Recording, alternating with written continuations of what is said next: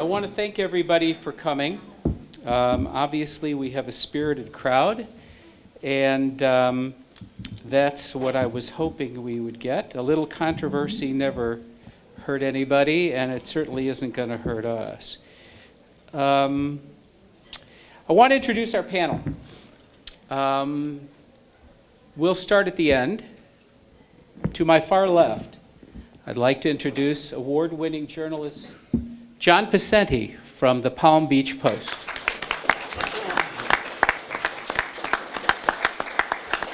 John, after a long career in South Florida at ALM, has been a special reporter for the Palm Beach Post, and he has been following the issue of guardianship for several years and has been a real friend of our organization.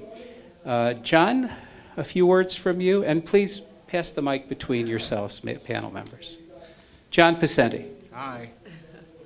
Well, you know, I've been covering guardianship for about 5 years, and I was at the Daily Business Review when I first started covering it, and tried to reach out to this doctor who supposedly knew all about it, and he wouldn't go on the record, and that was Sam over there. So he went from going not talking to me back in 5 years ago to actually, being the force that he is in this country. You just sat through his presentation. I have been able to verify just everything he has said through guardianships that have occurred here in Palm Beach County, and particularly one guardian. And that has been taking up a lot of my time over the last 2 years. But it's almost daily, if not every other day, that I get another call from somebody else asking them for me to help them on this issue. And it's just tough not to be able to get to all of the cases, because all of them are worthwhile all of them are falling right into that pattern that Sam talked about in the first hour. There's a playbook that these bad guardians and attorneys are using, and it's very easy to watch it, in these cases unfold. And it's pretty remarkable when I'm sitting with my editor and we'll say, well, now this is going to happen in this case, and sure enough, that's what happens. They have a pattern. And I've been through so many I can't even tell you how many hours and hours of court hearings I've been in, and except for one case, I have never heard the guardian or their attorney speak about the welfare of the ward. It is always about money. It is always about how they're being put upon by the family, and how dare they, question their tactics, and how they can use this technicality in the law to be able to wiggle out of any kind of responsibility for their actions. And I'm still waiting. It's remarkable to see them just forget about the ward. And just talk about how they can get their money and make more money. And so I'll leave it at that. Thank you, John. To John's immediate right is State Representative District 91, Emily Schlossberg. Please welcome her. I had the pleasure to meet Representative Schlossberg in her office, and she expressed her concerns to me about guardianship, and I invited her here. She comes from a long pedigree of public servants to the Palm Beach area. Please welcome Emily Schlossberg. Please. Thank you for having me, Dr. Sam Sugar. I represent Boca Raton, Delray Beach, and Boynton. It's the second oldest in age House district out of all the House districts. This is my first term. Can you hear me? Okay. This is my first term, but I represent District 91, which is Boca, Delray, and Boynton, and it's the second oldest in age House district. So let's just say seniors are a priority. I spent last session was my first session, and I know we did a new bill. We implemented the rules for guardianship, which I guess we'll be discussing. I really appreciate people like Sam reaching out to my office and everybody else who's come to my office to make us aware of what's going on. I sit on Children, Family, and Seniors Subcommittee, Judiciary, and Criminal Justice. So I'll take information that I learned to see what I could do to file legislation that will help senior citizens. Thank you. Thank you very much. And it's important for us to have friends in the legislature. Those of you who don't know, AAAPG has been very active for over 3 years in the state legislature. We were directly or indirectly responsible for the passage of at least 2 major pieces of legislation.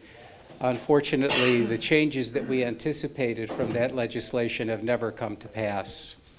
Moving along to Representative Schlossberg's immediate right is Greg Coleman. Greg Coleman is a friend of AAAPG.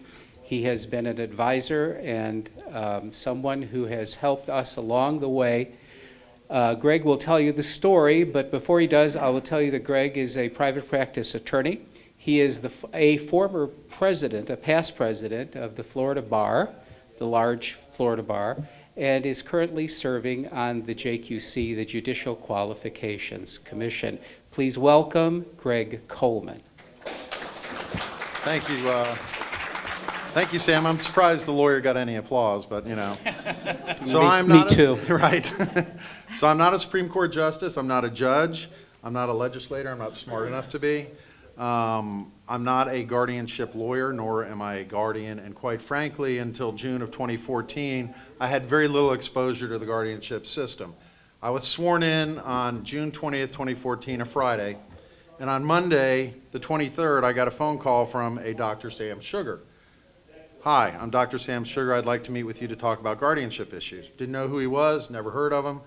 And I said, sure, come on up to my office. I learned very quickly to screen my calls a little more carefully, right? I didn't know what I was getting myself into. So I thought it was going to be just me and Sam. It turned out to be a room full of victims of the guardianship system. Victims that I had not heard about, I had not read about, but it touched me. It touched me deeply. And at that meeting, I swore to Sam and to myself that to the degree I could, I would try and be an advocate for change. It's embarrassing to me as the former president of the 3rd largest mandatory bar in the country that there are bad actors out there, both guardians and lawyers, that are documented. I mean, this is not make-believe. This is not a small number either. And it concerns me, it bothers me, and I have tried the best that I can personally to try and work with AAAPG and Sam to effectuate change. Unfortunately, change is slow, and change is frustrating. And I don't know who said it earlier, but it was a wonderful point, which is every day that passes, if one more person is harmed through this system, it's an unacceptable number, one more person. So, you know, I've got my vest on, I'm ready. I know this is, I volunteered for this. And I know that a lot of people have a lot of complaints about lawyers that do bad things, and for that, I apologize. And I certainly will entertain any questions, thoughts, comments, concerns. And this is not something that I stopped when my 1-year term stopped. I've continued to work with Sam and his organization as best I can, because I find this system as designed, a flawed system as designed, to be a system that needs serious reshaping and revamping. And the one last thing I will say, and I think Sam may have mentioned it earlier, I have a close relationship with the Chief Justice of the Supreme Court. We've known each other for 30 years. He was leaving the state attorney's office as I was going in. And one of the things that I did manage to do was bring this issue to his attention. And I know there is a Supreme Court working group looking at these issues, not fast enough, because again, in our world, things move slowly, unfortunately. But I can assure you, the Chief Justice, this has his attention, which means the other 6 justices are looking at this as well. And hopefully, with their help, guidance, support, we can see some real change. So thank you, Sam. Thank you for the kind invitation. And thank you to all of you who are here advocating for this very important topic. And I want to just add, I want to thank you too for all your advice and counsel over the years. What we do is not easy, and I certainly appreciate it. Next is another gentleman that I've come to know over the last 4 or 5 years. Let me introduce Anthony Palmieri. Anthony Palmieri is the number 2 person in the Palm Beach Clerk of Court's office under his boss, Sharon Bach. Sharon Bach, as clerk of courts, has a lot of responsibilities when it comes to property and mortgages, and a very busy office. Anthony has taken the lead in her office in guardianship issues, and as far back as, what, 3 or 4 years ago when we met? 2011, I think. Yeah, when the clerk's office had a bill that they needed to get through, which was a very good bill, and we did what we could to help. And we see each other in Tallahassee, when I was going to Tallahassee. Anthony has become a very key individual, and I'm thrilled that he agreed to come today. Be gentle with him. He's a big guy, but he's a teddy bear. Anthony is now the chief investigator for the office of the OIG, or tell us what you do, Anthony. Sure. Thank you very much. Please welcome Anthony Palmieri. Yes, I did volunteer to be here. So again, I'm Anthony Palmieri. I'm the Deputy Inspector General for the Clerk and Controller for Palm Beach County. The Clerk's Inspector General is an accredited office, meaning we're accredited by the Florida Commission for Law Enforcement. Okay, we have 2 jurisdictions in essence. One for Palm Beach County under clerk's statutory responsibility to audit the guardianship reports and to advise the court. And we have a new statutory agreement, a new jurisdiction with the Department of Elder Affairs, Office of Public and Professional Guardian. That was effective October 1st of 2016. And we provide the investigative services on behalf of the OPPG. Our office is the administrative coordinator for an alliance of 5 other accredited clerk IG offices. So I have jurisdiction both in Palm Beach County, but we also provide the investigative services statewide, all 67 counties. Thank you very much. And I have to add that Anthony had some potential conflicts, and we're very, very grateful that you could be here tonight. Next, last but not least, is my colleague, Rick Black. Rick and I only met a few months ago in person, but the internet has traces of our conversations going back far and wide.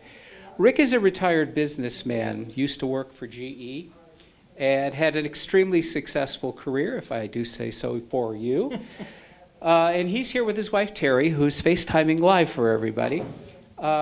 Rick's father-in-law, Terry's father, was the victim of a fraudulent guardianship in Las Vegas. And recently that concluded with the criminal conviction of the abuser, although it was a Pyrrhic victory.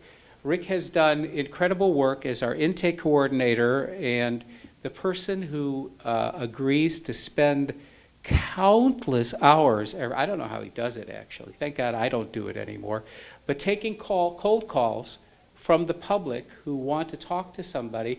And it's funny, this afternoon I was just prowling the halls and Rick was just coming in with his luggage and my phone had rung. And he said, is this Dr. Sugar? Yeah. This is Mr. So-and-so. I wanted to talk to you because I've already spoken to Mr. Black. And Rick approaches me and says, who is that?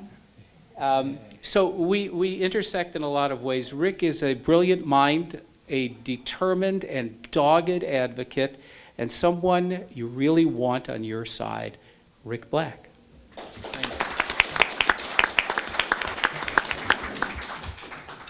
Say a few words, let them hear you. Sure. Sadly, just 2 quick comments. Our story is not done, and my wife's father died 2.5 years ago. We're still in family court. They are still trying to get more of my money and every last dollar that he ever earned. And we had a hearing the end of August, and the judge never addressed my wife, his only daughter, and his estate executor and loving daughter, as you can imagine. He thanked now the convicted felon and exploiter and thief of her ward. He thanked her for her service as a guardian and for her care of this individual as he took $5,000 and paid her for her room and board for the last 9 months of his life as she held him hostage and directed the remaining $55,000 of his estate to probate so that the attorneys could argue about who was going to get the balance of the estate. So sadly, 4 years after our saga started, it continues. Where we've made this positive, and certainly my friendship with Sam is a testament to that. I left my profession. I formed a coalition in Nevada where it was obvious that this was a routine pattern in practice with 3 judges in their court, where anyone who had a net worth more than $100,000 was going to be conscripted into a professional guardianship. There was some uniqueness to it, but the profile was always there. If you had money, they were going to stage litigation. They were going to create false conflict, make it up, if you will, to ensure that they had a rationale to continue litigation through their courts. And that is what happened in hundreds of cases. I took that evidence of those 50 families to the Attorney General in Florida in March of 2015. In Nevada. And I also took it to the district attorney for the major county where 2 million people lived in the state of Nevada, Clark County, which is Las Vegas. They immediately launched an investigation, which as of today has yielded 10 indictments, 6 convictions. The remaining 4 are headed to trial in May of 2018. And we have another 4 on our radar screen that we're begging the DA and the sheriff to commence with an indictment on those parties. The point I make is there is no answer to this nightmare. And sadly, it's an odyssey. It's for those of us who've lived this, we wish it was just a nightmare. It's not. But you coming tonight, you speaking out, and most importantly, being intentional in your communications with your elected leadership. Emily is a start on that. I tend to like to start at the top. That's why I went to the Attorney General of Nevada. But you do have a voice. And together, your voice will be heard. But it's got to be consistent and it's got to be unified. And it's great to be here tonight. Sorry, Sam. Go ahead. Thank you. So, before we go any further, are there any more question cards that need to be collected? Anybody else if you want to fill out a card, they're still up there. If you have filled out a card, you can just bring it right up. Thank you. And I'll start things off because Rick mentioned law enforcement. Anthony, I'm going to start with you, obviously. Anthony is an official in the state. Why hasn't there been more activity directed toward the discovery and prosecution of abuses by professional guardians? I'm not talking about family guardians. That's a whole different discussion, I think. Please. Sure.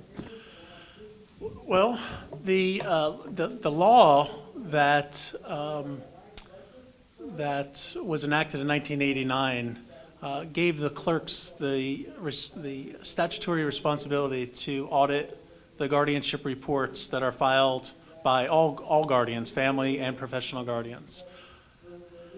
Those laws were ineffective to really identify issues that are going on in guardianships.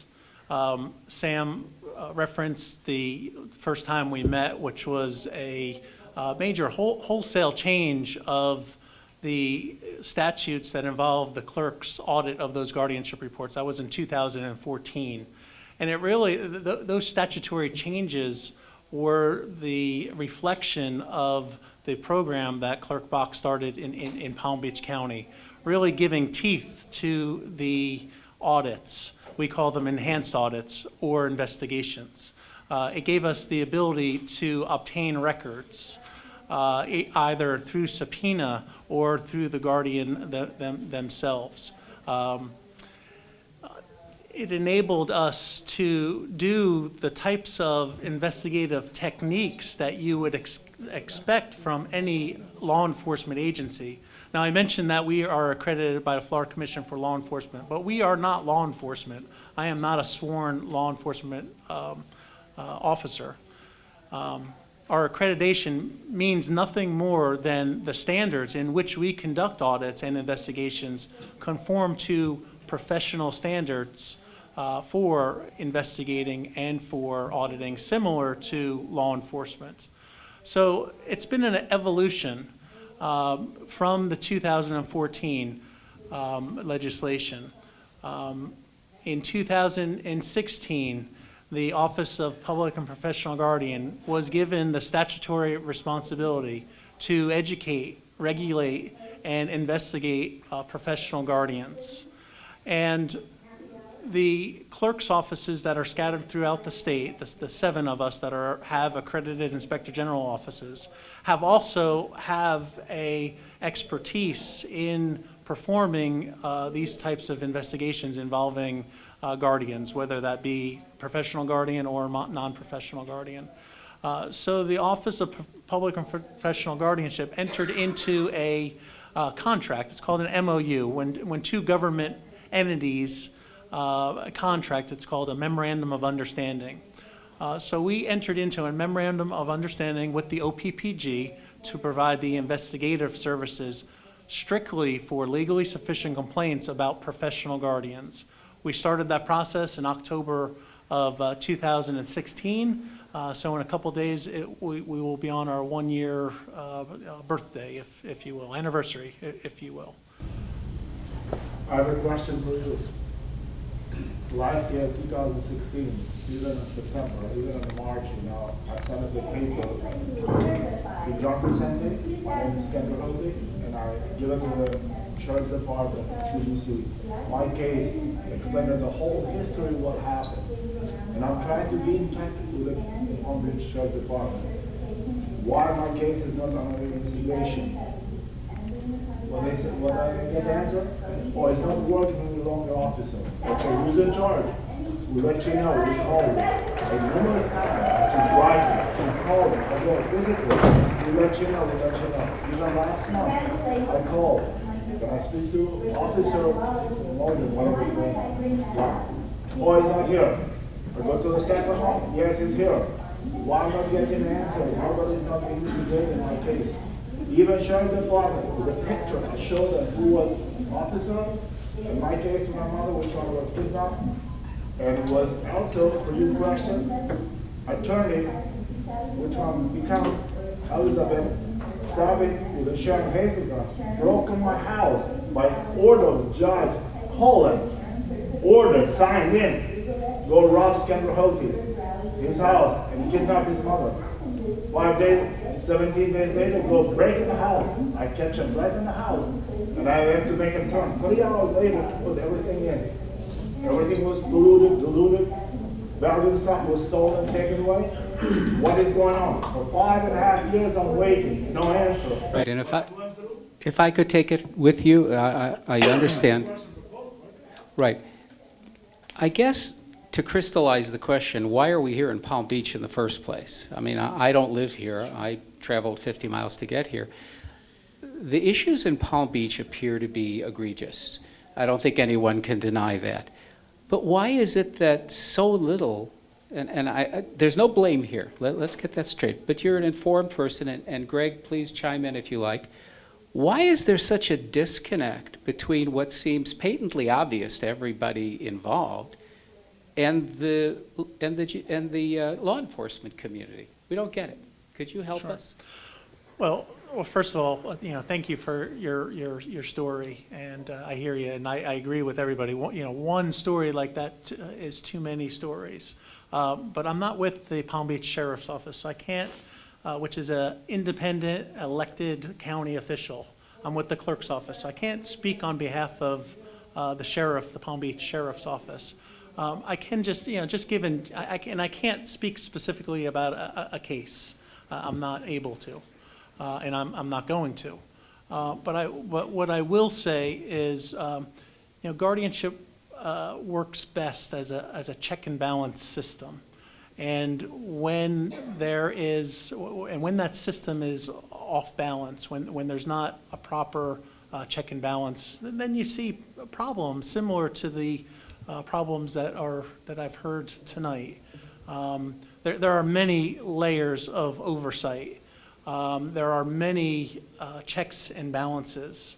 And I'm not saying that in every particular scenario and situation and story that the check and balance, that there is a check and balance and that it worked. But what I'm saying is, we, for the clerk's office, we look very closely at the guardianship reports that are filed, the inventories, the annual accountings. We tick and tie every penny that's gone through. Now, we don't have the ability, and we're not in a position, if there's an order saying that a guardian or a family member or a caregiver or an attorney should spend X dollars, we're not in a position to second guess that order. But I can assure you, we tick and tie and send letters to guardians, professional and non-professional, when the accountings are out of balance by 12 cents. Now, to add to that layer of oversight, we now have the Office of Public and Professional Guardianship. Since October 1st, 2016, we've received about 85 investigations that we are conducting on the behalf of the state. So there's another added layer of protection. And I mean, I hope I answered your question and Sam's question, but guardianship works best when there's a check and balance. And if there's not, then it's a problem. Thank you. Greg, maybe you can jump in on this one. Do you, from a systemic perspective, I mean, the God's eye view, where's the disconnect? I mean, if Anthony's doing his job, and if the reports are being filed, and if the reports, even if the reports are perfect, because we all know reports can be fudged if you really want to, and Anthony can't control that. When your gut tells you, We would find that. well, okay, that's fine. When your gut tells you that something horrible is going on over and over and over, like what John Pacenti reports about, where's the disconnect? Can you help us with that? Well, I can only give you my, because again, remember, I'm not a guardian or a guardianship lawyer, so I'll just give you my objective sort of 30,000-foot view of what I see and what I saw and continue to see. And let me give you the good news first. You know, through Sam and his advocacy and his group and a lot of the people in this room whose boots on the ground have effectuated change, what I will call the inside circle of guardianship that we hear about, where you have a judge that favors certain professional guardians who have the same lawyer over and over again, and the circle just keeps turning, right? I have seen a sea change in terms of that going away around the state. I know it doesn't happen in Palm Beach County because the new chief, Krista Marks, is a good friend of mine. And probate judges I've spoken to have said, we're seeing all kinds of new faces roll through the guardianship program. And that's a good thing. That means that there are more people coming into the process as opposed to the select few that for, I guess, years in certain places, and I'm not necessarily talking about Palm Beach, but certain places around the state, you know, it was an inside wheel. So I think that's the good news. To answer your question, I'm a lawyer, I didn't answer your question. Of course not. Right, you know, so look over there. To answer your question directly, Sam, I think there has to be an effort to somehow bring together all of the parts, the disconnected parts. And a good example is the sheriff's office, okay? I would like to hope that we could sit down with Rick Bradshaw and explain to him how important these issues are from a law enforcement perspective. And maybe he and maybe the senior folks and his staff just don't know. You know, it's a big county.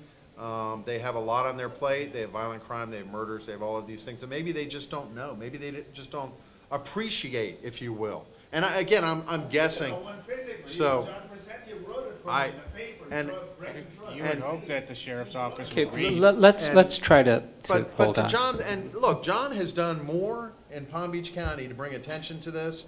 Well, John and Sam, okay? Have No, done more to John. bring attention to this in Palm Beach County, which I think has spread around the state. But the problem is there's too much disconnection among the state agencies, the local agencies, law enforcement, the judiciary. And, you know, I'm going to back up for just 1 second because I have learned a lot more about guardianship than I think I ever wanted to. And unfortunately, the system as designed from a judge's perspective, right? If I am an honest, hardworking, diligent judge that has 1,000 cases in a probate division, and I see guardianships rolling through where you have, you know, brother and sister that can't agree on the color of the sky, they're accusing each other of lying, they're accusing the guardian of doing bad things, they're, you know, under the best of circumstances, it's a very, very difficult process to go through, even with honest, good, hardworking, diligent people. When you throw into the mix the recipe for, and I wrote the term down, I can't see it here, but the system is susceptible to fraud, abuse, and misuse, and it is. And it's sort of like, you know, leaving the safe open when a bank robber walks by and go, here you go, here's the safe. So for the few bad apples, and I really stress this, Sam, I really believe it's a few bad apples, the opportunity for abuse should not be there.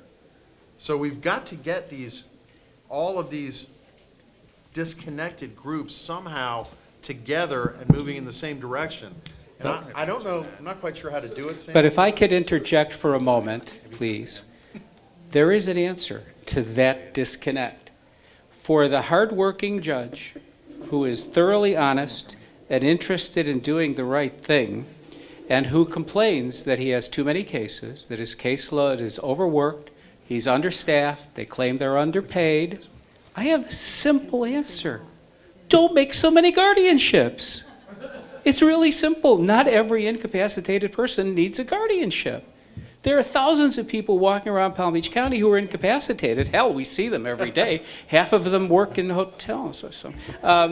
Is there too much that's couched within the protections of what is on the public record and what shall not and shall never be on the public record that puts these obstacles in our way? I'm sorry, I don't understand the question. But so much within the guardianship is not on the public record. Oh, okay, I see what you're saying. Please, feel free. I mean, the vast majority of a guardianship case file is public record. It is public record, yeah. Now, the inventory, the accountings, the guardianship plan, and the doctor's reports are exempt from Uh, public records. No, it's Florida statute. But, you're absolutely right. But an individual judge, as they do in Miami-Dade County Probate Court, can make the individual decision, as Maria Korvic has done, to sequester all records.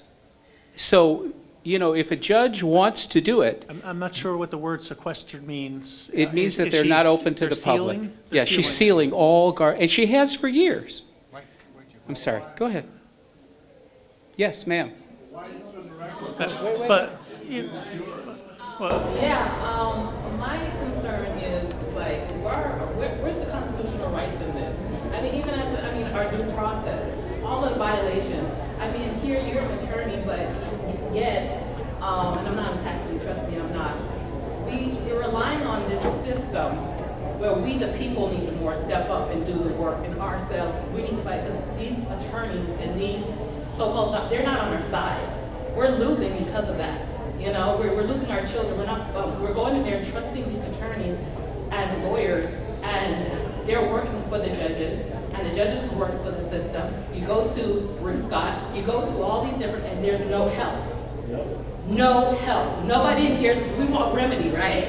Everybody in here wants, we don't want to hear what you do, what you want to do, what you can do. We want remedy today. And I am here not because it's a branch while I'm here. I'm here because of DCF. You know, my children have been stolen from me because my child, I took her to the hospital for remedy, but instead within hours, they stole my child and accused me of child abuse falsely, stole her from me, a 10-month-old, stole her, removed my baby, my 5-year-old without exigent circumstances.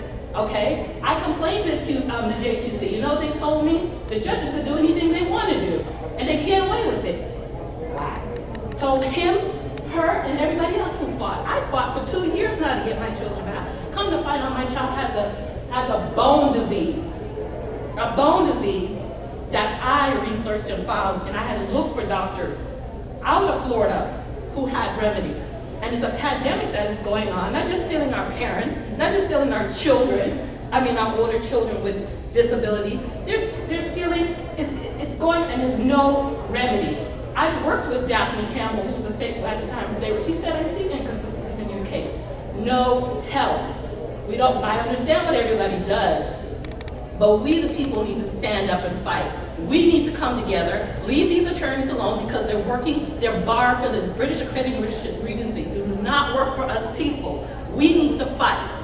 Until we fight and fight for the Constitution and fight for our rights, there's no remedy for your mother, no remedy for your father, none for your children, and this is going to continue. Because the Florida statute is not law. Go ahead. It's not law. Thank you very much. Tax Court Watch has done for about 20 years. We go to court with the badges, and they know that we're watching and doing reports. We've been doing it for child custody cases. Recently, we've gotten involved with dependency cases, and we've been successful. When they know that we're watching, that's what we have to do. We have to go and sit in the courts, and somebody asks, are you allowed in the courts? Absolutely, there are courts. And one of the issues we found is now ChildNet, a for-profit DCF agency, is now in Palm Beach County. So everybody's making money. And they're ripping apart our families. How can people get in touch with Court I Watch? have the brochures, the fax brochure. But it's not just the court watching. And watching is fine. Well, we do reports. We interview and support judges when they run for re-election. Unfortunately, we supported Amy French. We didn't know. We made answers. I'd like to keep these secondary conversations to a minimum because we've got a lot. I want to move forward for a question for Emily. I know, hello. You didn't think you would be left unscathed. Nick asked the question, what specific changes would you like to see implemented in Florida's guardianship statutes, codes, rules? Well, there's currently an issue because of the fact there's a huge issue. Betsy Savitt, John Pacenti has done a lot of reports on. John Pacenti has done a lot of reports on what Betsy Savitt has done. Yet she still has her license. She could still be a guardian. It's unbelievable, unbelievable, and there's something has to be done. It's incredible that she's still a guardian. It's unacceptable. Well, this past session we did pass implementing bill in order to enforce the new law that they passed in 2016, and it does it gives the Department of Elder Affairs the enforcement power of contracting to investigate and enforcing the new legislation. So I believe, and I'm very, I strongly believe that it will be enough to allow her to lose her license, for her license to be revoked. If I could just correct you, she doesn't have a license. Guardians aren't licensed. Registration. Certification. She's registered. There's a registration. I'm sorry. What? There's a registration. Don't allow to have a juror on this probate. Oh, I can answer that question. I can answer that question. Okay. This will take 30 seconds. I talked before about courts of equity. Now, theoretically, courts of equity don't exist anymore. They're all been under the umbrella of courts of law. The attorneys can correct me if I'm mistaken. However, the probate, divorce, bankruptcy, and family courts, those 4 courts, function as courts of equity. What does that mean? no juries, no definitive rules of evidence, no due process unless the judge wants it, and only one person matters. One person has absolute total control. That's why there are no juries, because of the very nature of these equity courts. And it's never going to change unless there's a revolution or something like that. Yes, sir. Would you stand up, please? The reason why, it's very simple answer, the reason why we don't have jury trial, by the way, my name is Jacob Vogel, I am a lawyer, I'm not apologizing for it. Welcome. Just getting straight to the point. Thank you for coming. The reason why there are not jury trials in the state of Florida is because the legislature has not enacted legislation for jury trials. With that said, sir, the answer to the question is, if your question is, can we have jury trials? Answer, yes. Why don't we have jury trials? Because the legislature has not done so. That's why I'm here. I would like to see jury trials. I handle some of these guardianships. I represented the court, the alleged incapacitated person. And let's first start with this premise. Convicted sex offenders have more rights than an alleged incapacitated person. Right. Yeah. Okay? And just so you know that I'm not making up the thing about jury trials, Texas, I believe, you're entitled to a trial for incapacity. Probate, well, incapacity is another issue, as I've seen with some of these examining committees, which some... There's a question about that, so why don't you go ahead and talk about it? That's another panel in its entirety. As you know, Mr. Sugar, there aren't enough, I'm sure Mr. Palmer to tell you, there are not enough people in Palm Beach who actually signed up to be, so that they're all, I know they need more doctors, I know they need more psychologists, and I know they need more ladies, right? So, but with that said, it's a psychologist, an MD, and a layperson. And if all three of them come back and say that person is incapacitated, there's a presumption of incapacity. Here's the, I'm sorry, you're right, it's two, but three makes it even more difficult. At least 2 out of the 3. Correct. Now, 2 out of 3 don't come back incapacitated, then what happens is it's automatically dismissed, which is a good thing. But I have had cases where it's been questionable, where the 3 people will come back incapacitated, yet the personal physician, the person who's been dealing with them for 10, 15, 20, sometimes 30 years will say, what the hell are you talking about? Who is saying this person is incapacitated? And that's why I want jury trials, because I think it would address your concern. It is, I would much rather be judged by a jury of 6 as if my mother was incapacitated. No, it's not. That's a myth. That is an absolute, no, no. Well, then you tell them that's a myth. Because the first thing we ask them is, how much does it cost? And they say, well, we don't know. Then how do you know it's more expensive? How much is guardianship? How much does the person? I will tell you how much examiners are paid in Miami-Dade County Probate Court. $400 per hour or any fraction thereof. These examinations, now remember, I told you, I'm an examiner. I took the course. I know precisely what's supposed to be done. But I've also seen secret leaked copies of these examinations, and they're a joke. They're an absolute joke. Why? Because you get what you pay for. $400 is a lot of money to spend an hour, especially one examiner in Miami-Dade County told me he did 3,000 of these a year. Now, I think he's crazy, I think he's demented. But that's a lot of cases. Tim?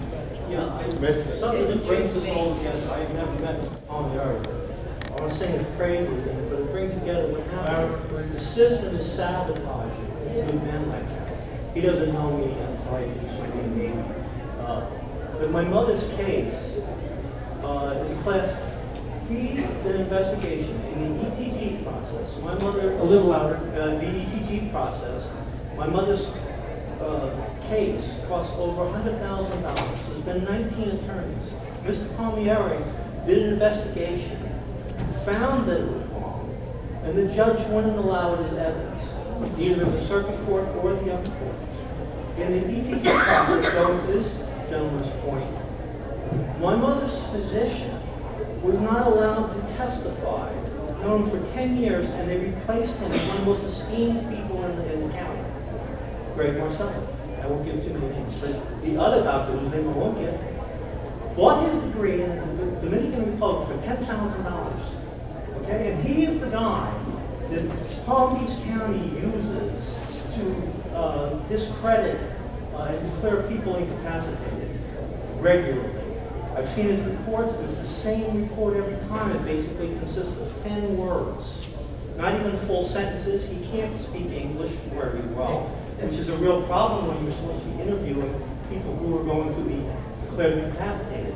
My mother could speak English better than him. But anyway, it brings it all together. What's happening is accountability. The story that Betsy Savick sums it all up. If you cannot, after what John Faceni has done, and Sam and everybody here has done to expose people and they're not being held accountable, how the hell do you expect to get rid of bad apples?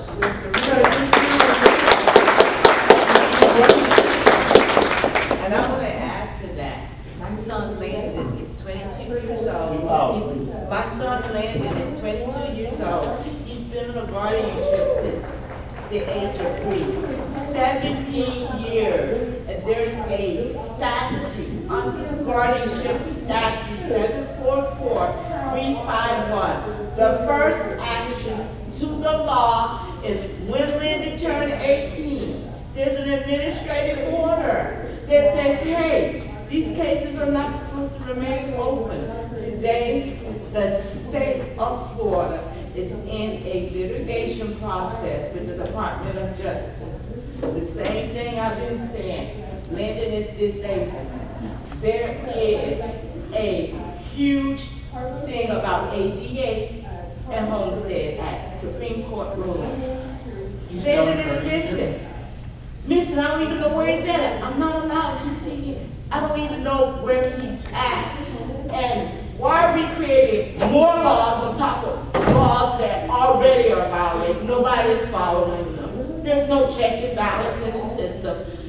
Judges are rejects in the probate division at Broward County because they don't know law. And it's a deep oppression in Broward.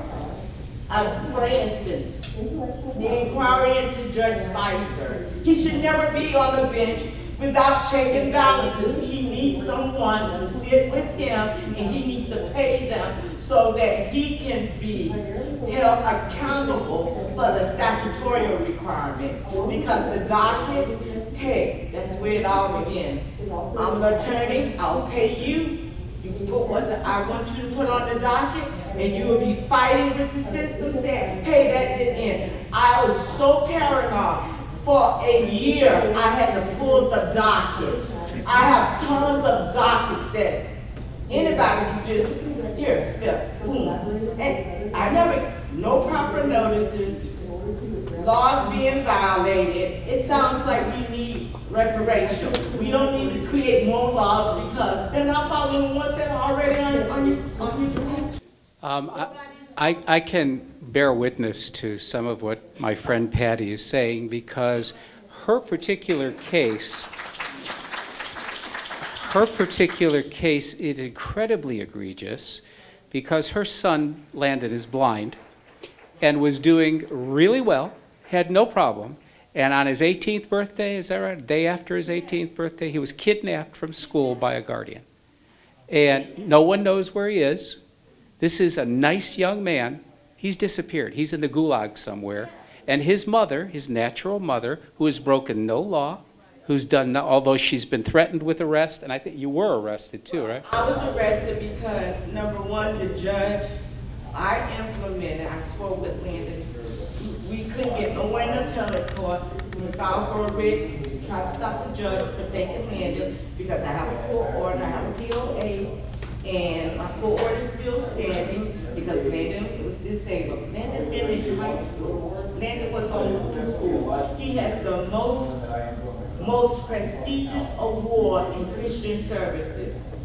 My child, so the judge says to me, oh, you're using this remedy to disqualify judges. I said, I'm Landon's natural mother. You're overlooking me and my constitutional rights and our due process. When Landon turned 18, due process was automatically, there are ADA laws that's supposed to protect Landon, failed. There's the Homestead Act Supreme Court ruling that's supposed to be the highest court in the land, failed. I want to follow up on something that Patty is saying. Patty, listen. Rick, this is for you. Didn't think I'd forget you, did I? Okay. Patty mentioned federal law.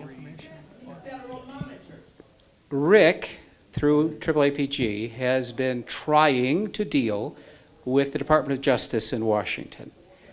Could you give us an update on that and tell us what your experience has been? Sure. Thanks, Sam.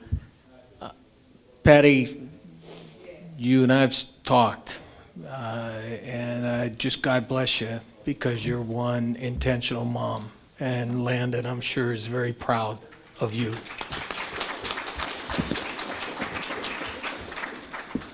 Terry and I have gone to Washington, D.C. at least 6 times. I think it's closer to 8 in the last 2 years. We've met with staffers. We've met with your Senator Bill Nelson's staffers. Sadly, what we've seen at the legislative level on the U.S. side has been disappointed, although I do want to add that through the work that we did in 2016, 17, 15, 16, 17, we do have an active bill before the House now. It was fully approved through the Senate. It's called the Elder Abuse Prosecution and Protection Act. It's Senate Bill 178. And I would ask that all of you, because you have both the very best and I think the very worst U.S. representatives here in Florida. Gus Bilirakis is a former elder law attorney. He operated up in Gainesville. He's now a representative for Florida. He was actively involved in several fraudulent guardianships, he and his father, as they were both elder law attorneys. On the other hand, you have Ron DeSantis of the Flagler and Volusia area.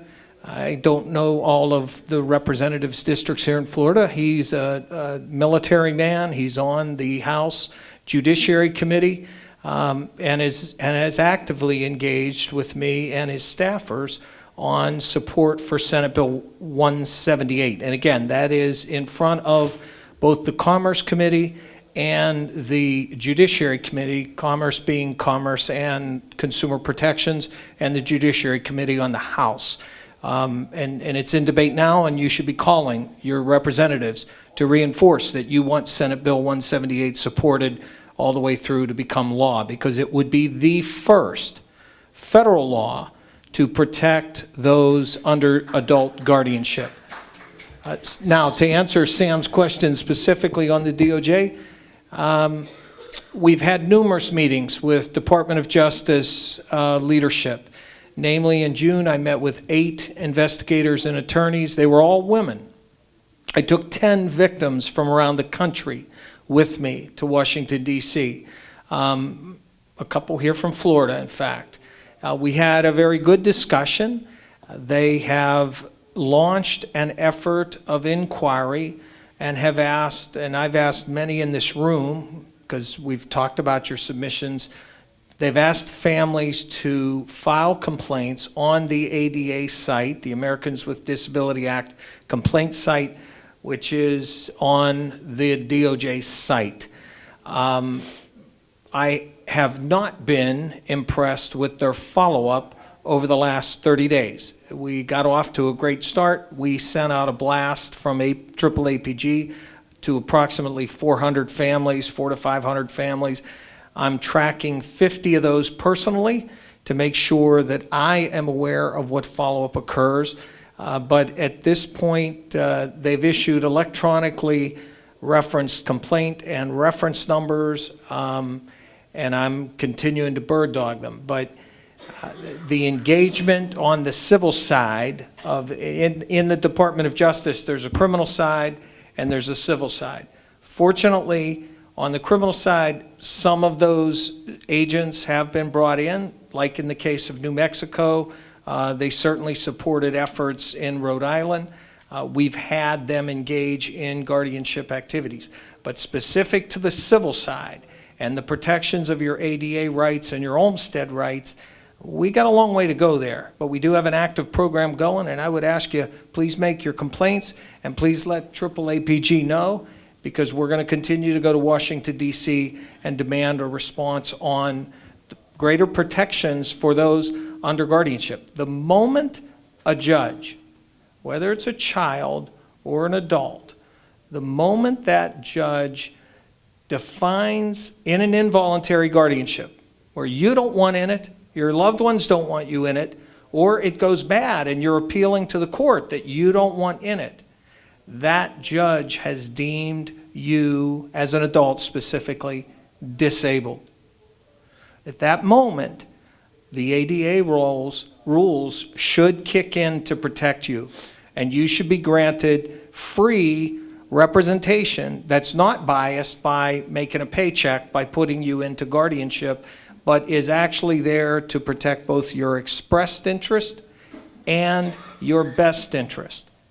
That act alone, to the point that was made by several of you on due process, that act alone, if we could get the DOJ to step in and demand the protections of the best interest and the expressed interest, would change better than 50% of the outcome of these cases. We're working on it, but I need more voices. Mr. Blake, it cost me $65,000, 2.5 month guardianship protecting my mother. Can you hear that in America? $65,000, one motion.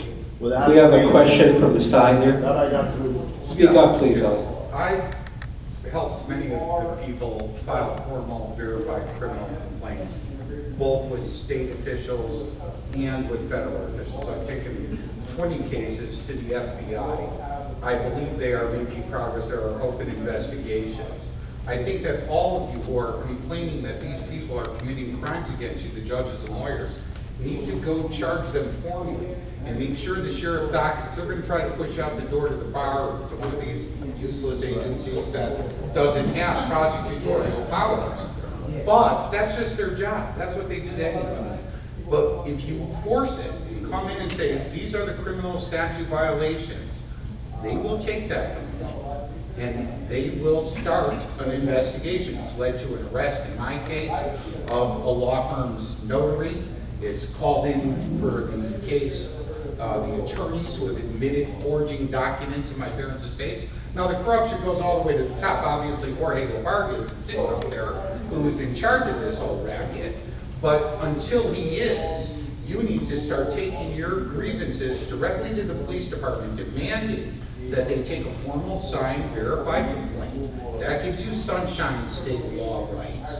That gives you the ability to elevate the complaints, writing letters and beyond the, or anybody with the word attorney, it is a waste of your time, because there are attorneys who protect the attorneys and judges. So until law enforcement takes a case to them, they're really not listening to you. Basically goes in the garbage. So informal, dockety criminal complaints. Martin Colin's now got several complaints that are accusing him of murder. Okay, murdering their family members who had the ability to file it. We took that then to the feds, who are now looking at what is BDSO. So if I could interject, this question is for both John Pacenti and for Representative Schlossberg. We've all heard a lot of horrible stories. We've all heard that people are searching for remedies, to use your word, Patty. There is no complaint department that works right now. And the lack of a complaint department leads me to ask the following question. John, from your perspective, from a reporter's perspective, looking at the system, how can we, as just citizens, try to fix this? Well, I'm kind of with Greg. I think he kind of mentioned it. The system needs to be blown up and overhauled. And I know that Sam thinks this is, Sam doesn't agree with me because he thinks it's pie in the sky, but I think that the first place to start is with capping the lawyer fees. That's right. What he said was lawyer fees should be kept. And the way that, and then, because then. Please let him speak. Then you cut off the blood from the beast, you know? And then I also think, and this is just from reporting and what people have told me and what advocates have told me, what they think they might actually end this situation, that the lawyer should represent the ward not the guardian. And if the guardian decides, has to go through that attorney who's representing the ward's interests, then she has to, then that's what that needs to be done, you know? And I'm sure that, you know, lawmakers such as Emily could, you know, figure out, you know, I'm sure there'd be, you know, nuances to every situation, you know, regarding how much money is in the estate and how much legal work has to be done and all that stuff. But, you know, what the biggest thing that I've seen in the cases that I have covered is stage litigation. And I mean, just recently, I've written a lot about this case, the Vassallo case. I don't know if anybody, and so when James Vassallo, his father, was being taken advantage of by James's sister and brother. So he went, and he unfortunately went to one of these attorneys that are funneling, he was in Broward, who's funneling cases to Elizabeth Savitt.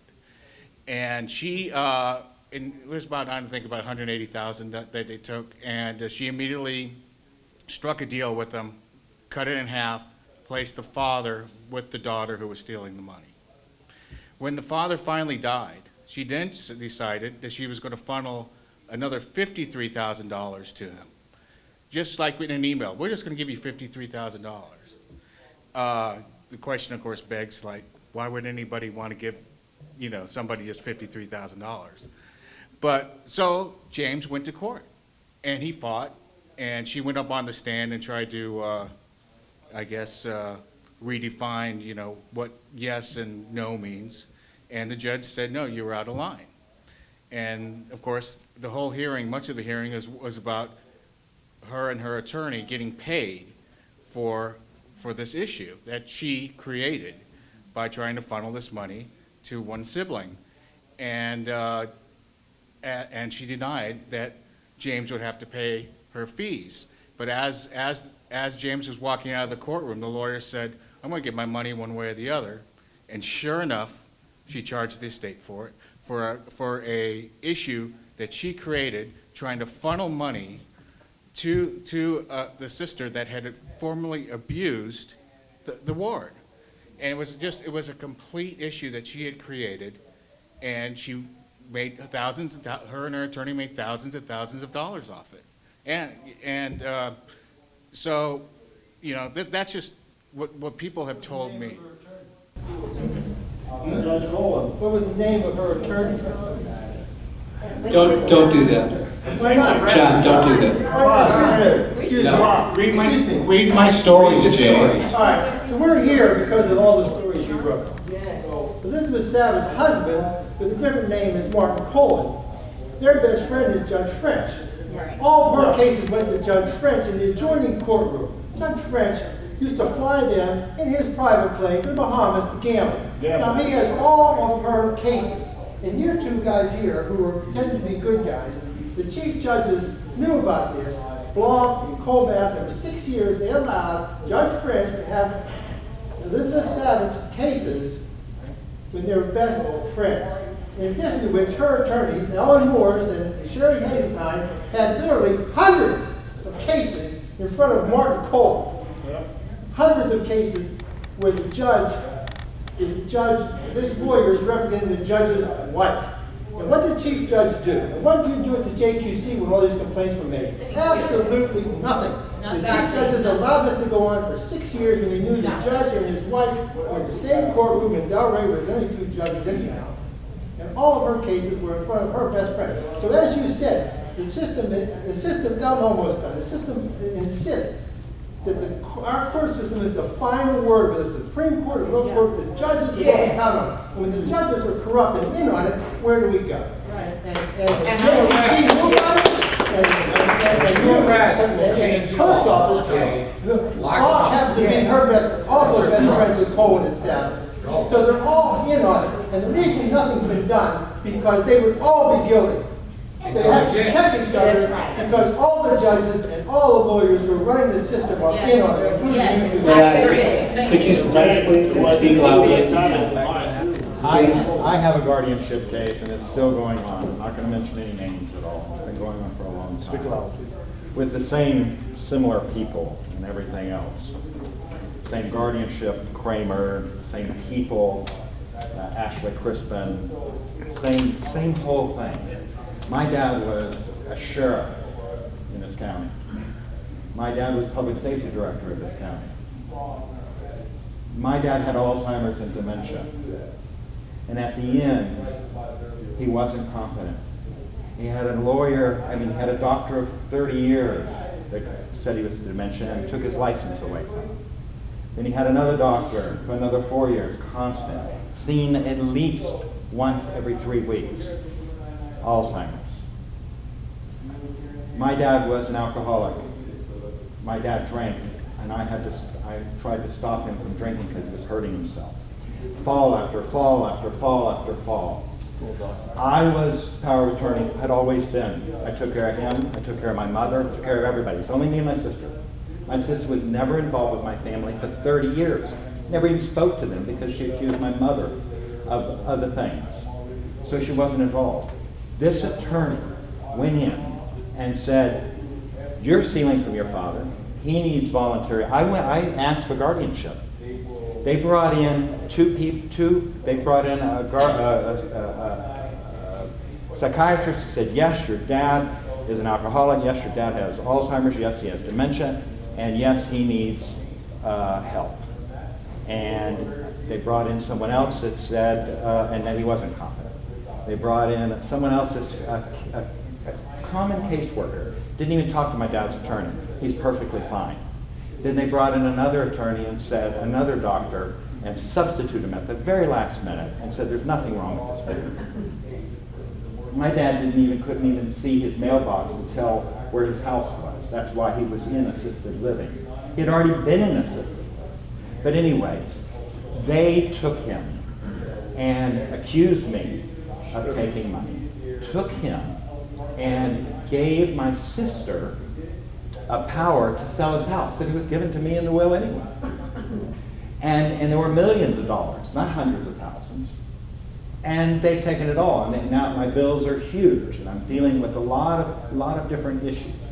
But the thing is that even people in the sheriff's office, in the Palm Beach County Sheriff's Office, that I'm aware of, some in second, third command, knew about these issues and overlooked them.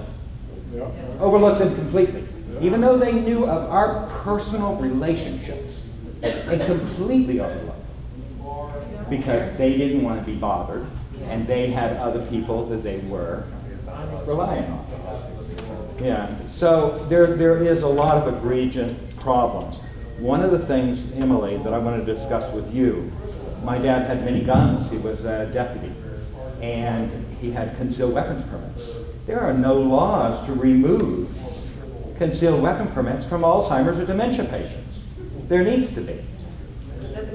There's none. I called nothing. Thank you for sharing. Appreciate it. Emily, it goes to you next. What do you imagine could be an approach to begin to scratch the surface, because frankly, we're not even there yet, of changing this? I'm trying not to use the word corrupt. I'm really trying hard, but I can't help myself. To change this corrupt, egregious system where the legal system, it becomes illegitimate, takes advantage of the most vulnerable people in our society, and destroys families. What That's a can you great do in question. the legislature? Right. So I was on the plane back from Tallahassee, and I was sitting next to the gentleman, a young guy, and he works at the Florida Supreme Court. He was working at the Florida Supreme Court, and he was telling me how upset he was because a guardian came in, and he could not see his grandmother. He was very close to her previously, but the guardian put her into an assisted living facility, and he was studying and reading about ways that he could try to get access to his grandmother. It was horrible. And so we started actually talking on the plane, what could be done? What kind of, what could we do? And so his suggestion, and I don't know how, I don't know how this would actually work, would be a system where there's a public defender is kind of the guardian. They're being paid hourly by the state. And I'm not sure, I think that would be a lot of resources on the public defender that they don't have. It would take a lot of resources, but that was one of his ideas, is the guardians would be like public defenders. So they would work for the state, they would have a salary, and that would be it. So there's no attorney fees, there's no incentive to try to take, yeah, that's. Can I add something? Please. When I was, starting my investigation on the judge and his wife, I got a call from a clerk that used to either worked in a clerk's office like in the 70s, and she said that this work used to be like pro bono, used to be like, charitable work. It wasn't about making money. Somehow that changed, I don't know, in the 90s about. And then, no one caught on for, 2 decades, till Sam got involved. Dr. Sugar, what's the latest skinny on what's been going on with Peter Falk's daughter up in New York and the case in Situate? Because what was maybe 2 months ago, there was a podcast, you and the 2 ladies from New York and Hollywood, and I listened to part of it. So what's the current status with the anti-sequestration, did I say it right, laws in New York State? Well, I'll answer your question this way. Isolation of families from their loved ones, in my personal opinion, is far more egregious than any monetary harm that could ever be done to anyone. I think it's disgusting. I think it's criminal, but it happens you saw my statistics, even though some people don't want to believe them. Isolation of wards from their family happens a lot. Not all the time, but it happens enough that it's a big concern. There are other organizations in this universe that have similar goals as we do in AAAPG. Rick and I have decided, and Kelly, who works with us in Texas and New Mexico, have decided that the Kasem Cares Foundation shares many of our goals and many of our values, and we have elected to work with them as they go around the country trying to enact statewide visitation rules, and they've been successful. There are other organizations that we have decided not to work with for a variety of reasons, but that in itself is a problem. There is no unity of advocates. It turns out that advocates are just as crazy as everybody else, myself and Rick included, especially Rick. They say, there are only 2 normal people left in the world, and I'm really concerned about you. There are other organizations that have a different perspective, and we choose not to work with them. Sir, you had a question. Somebody made a comment earlier, and it struck a chord of novelty. I have never considered the possibility that the legislature enact an amendment or change the whole guardianship structure so that the guardian represents the ward, not that the court appoints somebody to represent the ward, not the guardian. Well, just to be clear, there are during the process of making someone a ward, there are court-appointed lawyers to represent the ward's interest until such time as the guardianship becomes completed or finalized, at which point state statute demands that the guardian lawyer up at the expense of the estate. There's a problem there because it creates a perverse incentive. It's a guardianship with the law working in the same firm. Yeah. Don't And forget Sam, that. I like Robbie, to much say quicker. this. When a sit-in judge, this is the issue, sit-in judges should never be allowed to sit on these cases. When the Supreme Court has an inquiry about Judge Mark A. Spicer, and a Chief Justice has a huge concern for public safety and trust because he was publicly reprimanded in a Southern newspaper that only attorneys read. All right, the people at the code were betrayed. Because if we were allowed to have that information, he wouldn't be sitting on the bench oppressing me, trying to teach me a lesson, and I won't have the proper remedy, which should have been which should have disqualified him. I called the Judicial Qualification Committee. We need to have criminal laws When changes start in any organization or structure, it'll start at the bottom, start at the top. We need to do a clean sweep of every judge who is totally incompetent to sit on our benches without checks and balances. So let me make that a little bit more clear, and Greg, this is for you. We cannot blame Greg Coleman for anything that happened in the JQC until this point, but we can blame him going forward. So, Come on, let's blame him. Greg, seriously, my study of the JQC is alarming. For every judge that is reprimanded, and I actually took the time to study every reprimand for the last decade, and there weren't very many to study, so it didn't take very long. Less than 0.1% of complaints actually result in a reprimand. Walk us through how this is supposed to work and why it seems that it doesn't represent the solutions we're looking for. So, Give him the mic, please. yeah, this is not anecdotal.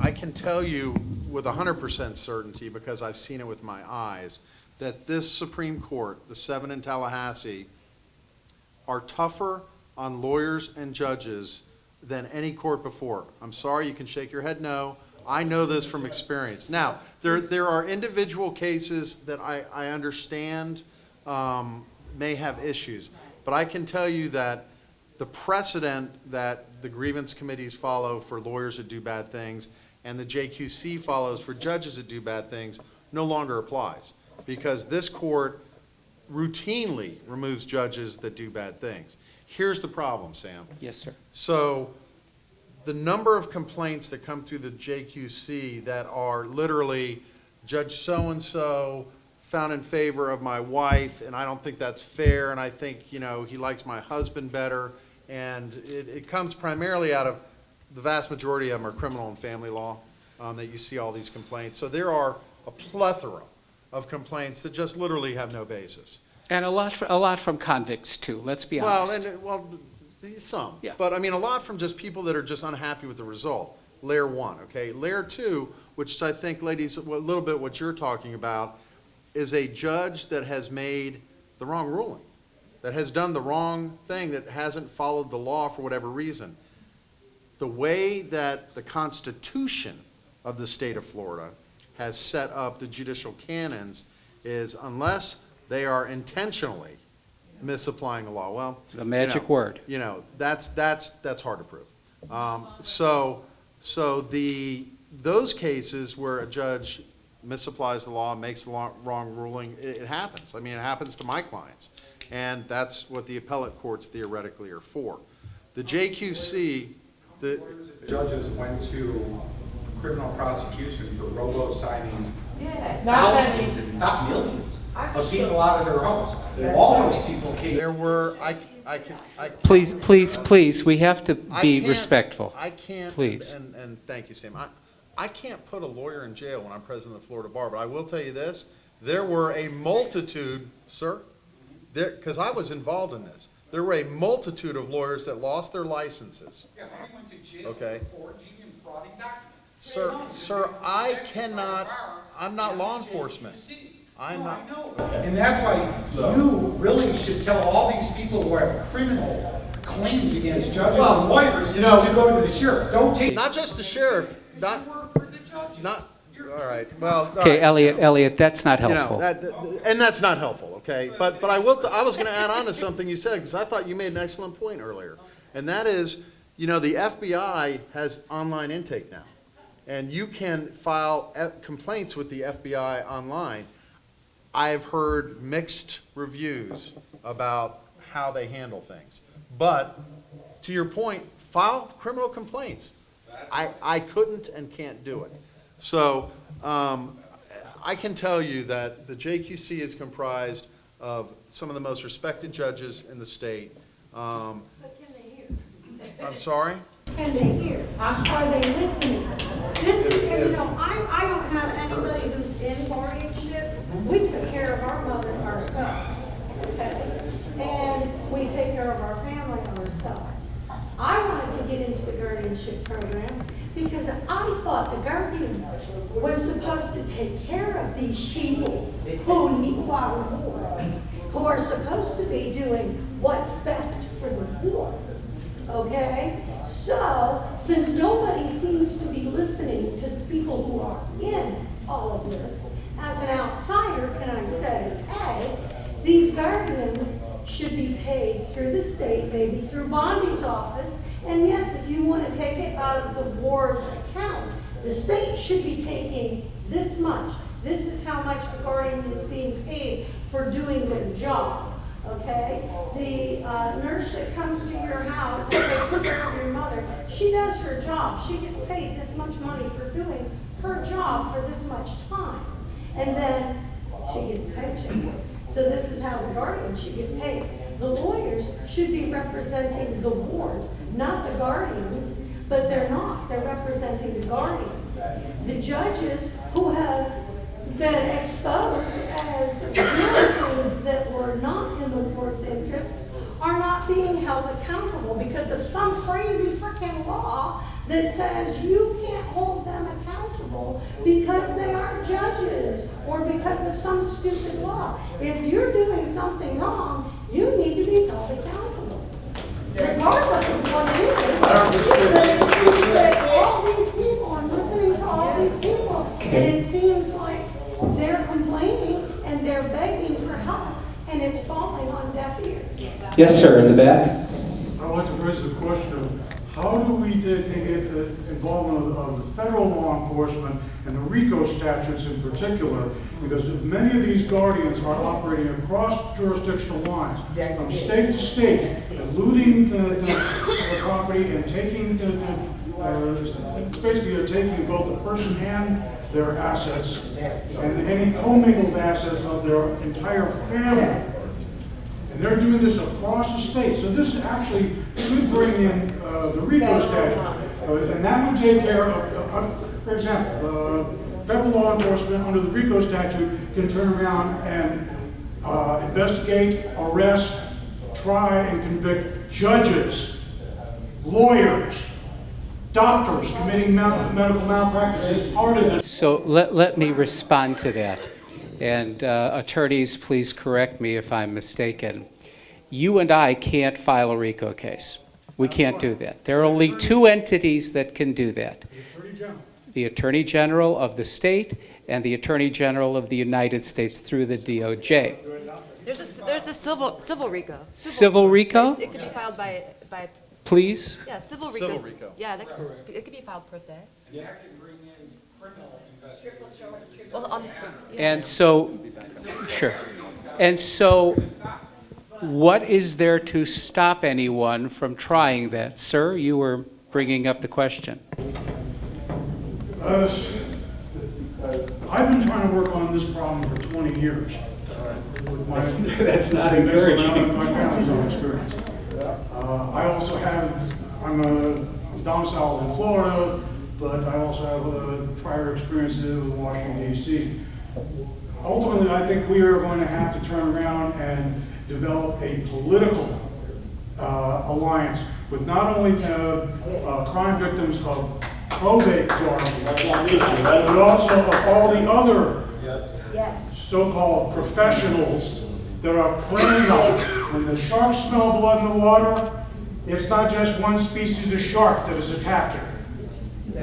And all these problems, whether it's not just in the public sector, in the courts, or in the executive branch, or the legislative branch, or in the private sector, it's just like dealing with problems pertaining to, for example, the La Cosa Nostra. They have influence in both the private and public sector. All right? Same thing with Eurasian organized crime syndicates. And all this is basically comes under RICO.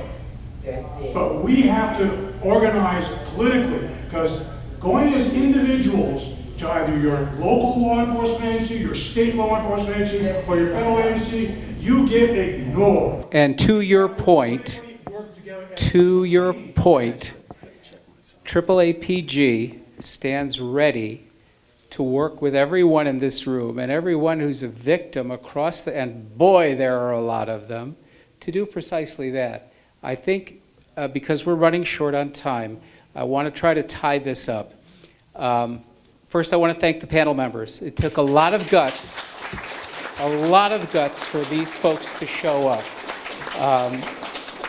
But to try to put this together and tie it up neatly, it seems to me, and since I have the microphone, that's all that matters, it seems to me that we have a problem and no method to reach a solution or what Patty called a remedy. I am sure that everybody in this room has tried everything they can imagine to deal with this. This is a life-altering situation. It certainly has changed my life. And no matter how much money I spent, no matter how many lawyers I hired, no matter how much I screamed and bellowed and yelled and stomped my feet, it only made matters worse. So, fighting this alone, you're right, stupid, pointless, makes no sense. But then the question becomes, what can we do, even if every single person in this room and every single person who's watching on Facebook actually could get together and do something? Now, my question is, Anthony, what should we do? Public and professional guardianship. They will review it. They will make sure that the complaint is legally sufficient. They will send it to our office. We will assign it to an inspector general office throughout the state, and we will thoroughly investigate it. Okay? I can't guarantee you. Please don't interrupt the panelists. I can't guarantee that it's going to be a result that you like, but I can guarantee you it will be a thorough investigation. Well, why we don't put everybody complain? This way everybody can see it. No one by one, get it thrown out. I'm not sure if there's anything I can say that's going to make you happy tonight. And I understand this is very personal to each one of you. And again, if there's one bad guardian in the state of Florida, that's too many. And I can assure you, as an investigator, we will find that person and we will do everything in our power to get rid of them. And wait a minute, excuse me, just a moment. Within my power, thank you. That's for guardians. Greg, talk to us about lawyers and judges. Because in my opinion, it's not the guardians we need to go after, personally. No, but let me digress for a second, because one of the things that John and Representative Schlossberg brought up that I think is a Band-Aid, because, you know, the bleeding is profuse, is if we can find a way to have an appointed, and to some of y'all's points, an appointed lawyer for the ward that survives the guardianship the finding by the court, that is a person that's not paid hourly, that's paid, you know, through a state agency. Public Defender's Office probably isn't the right place for it, but if you created a public defender-like group, a state administrative group that did nothing but guardianship and representing the wards, Sam, and that's a legislative, you know, well, it would be a legislative decision, and then of course it'd have to be funded, which is a whole other issue. But I think that would be a Band-Aid, Sam, right now, that at least the ward would have someone that's not being paid hourly, that's not, you know, part of the inside circle, that can protect the ward's interests in front of the judge. That's number one. Back to John. Back on, could that be presented to the CRC?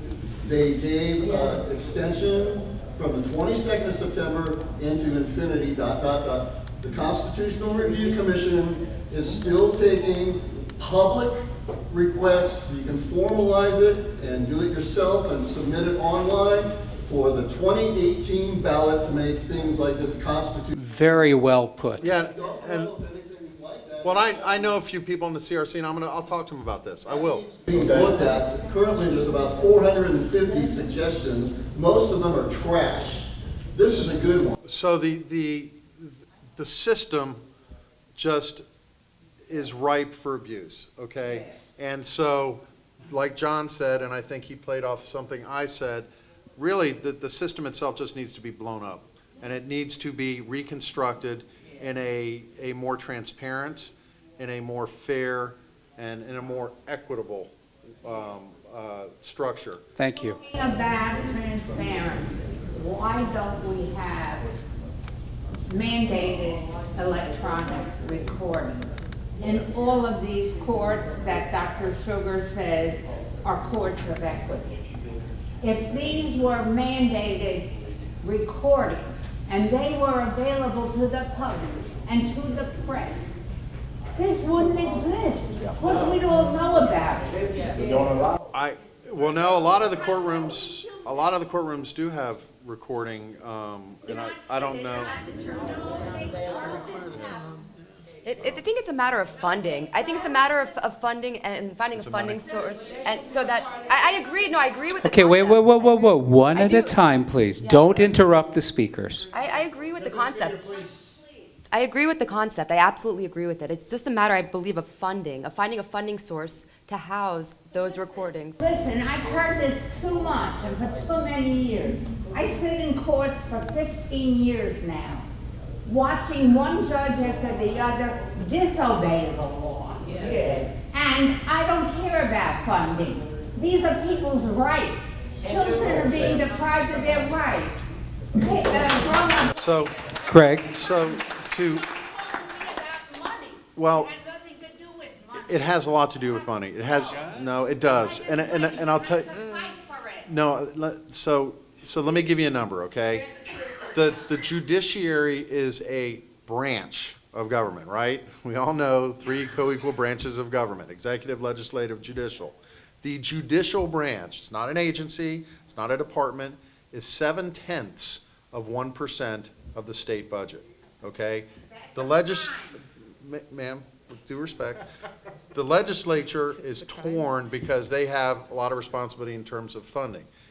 If the funding request is made for recordings statewide for all 1,000 of our judges, and the money is there and the infrastructure's in the courthouses, Palm Beach County has the infrastructure. They could do it if they had the money. Some courthouses don't. Like if you go to Okeechobee County, you're not gonna, that courthouse is like 400 years old, okay? So, but yes, it's money driven. You have to have the technology and you have to have the money to do it. Palm Beach County has the Mr. Coleman, each case goes in front of the judge. Every person pays the fee. Why those money they don't get taken out from that person goes to the court to be recorded? I can't answer that. I think the answer to this is that these are excellent points. I think they need to be discussed in a different forum. This is not the forum for it, but it's really wonderful that you brought that up, because frankly, a lot of us weren't aware of that. And by the way, you can also hire your own court reporter, and what's interesting is when you compare your court reporter's report to the official court reporter's report, they're not the same. So there's another issue. We're running out of time, but Anthony, I would like to suggest, because I think everybody in this room, and I really expected more of the general public than just the victimhood community to come, and I'm sorry they didn't come because they're stupid not to be here, because this could happen to them tomorrow. Can you arrange and facilitate a meeting with the Palm Beach Sheriff? To Elliot's point, to Greg's point, the sheriff needs to hear what went on here tonight. Can we do that? I can put in a request? I'll do whatever I can. Good. Put you on the spot. Ladies and gentlemen, there'll be time to ask your questions as soon as we're done, but we do have to get out of the room soon. So let me finish by saying thank you all for coming. I'm really sorry, and I feel all your pain. I want to thank our panelists tonight for the courage to come and listen to you.